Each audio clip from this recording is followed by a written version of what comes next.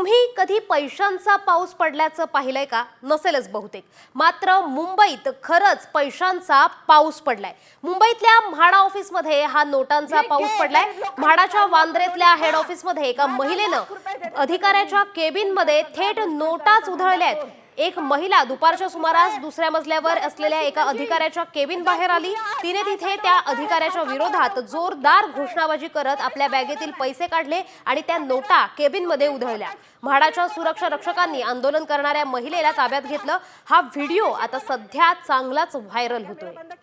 माझे पुरावे, माझे पुरावे, माझे पुरावे जर मिटवत नाही, माझे पुरावे, माझे पुरावे. नोटांचा बंडल. उमेश वाघ, भीक घे, गरीब लोकांच्या टाळूवरचं लोणी खा. 10-10 लाख रुपये देतात त्यांना रूम. तुमच्या सगळ्या भ्रष्टाचाराचा भांडाफोड.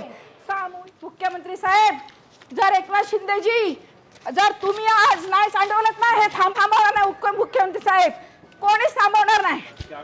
कॅमेरा सुप्रीम कोर्टाचा निर्णय आहे. मला अटक करा, कायदेशीर. मला माझा कॅमेरा बंद केला. माझे पुरावे. तर याच संदर्भात आमचे प्रतिनिधी अधिकची माहिती देत आहेत सचिन गाड. तर सचिन, काय सांगाल? महिलेने केबिनमध्ये नोटा उधळल्यात. म्हाडा ऑफिस मधला हा प्रकार आहे, काय अधिकची माहिती?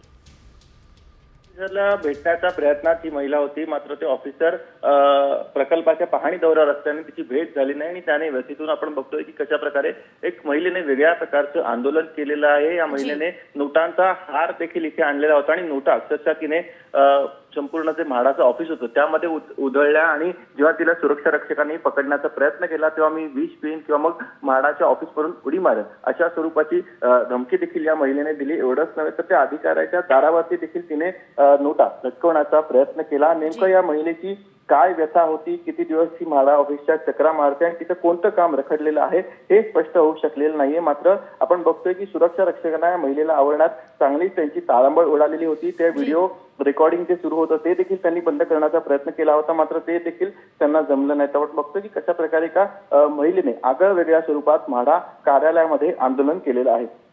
जी, धन्यवाद सचिन दिलेल्या माहितीबद्दल. हे पैसे घेऊन आले भीक द्यायला. उमेश वाघ, जॉईंट सीओ म्हाडा. ह्या माणसानी गरीब लोकांना नाही थांबवायचा. सुप्रीम कोर्टाच्या निर्णयाची अवहेलना तुम्ही करताय. ह्या उमेश वाघनी 20 वर्ष गरीब लोकांना घरं दिलेली नाहीयेत. त्याचा रेट, ह्या उमेश वाघचा रेट ठरलेला आहे. तुम्हाला कुठे रूम पाहिजे? ह्या उमेश वाघनी म्हाडामध्ये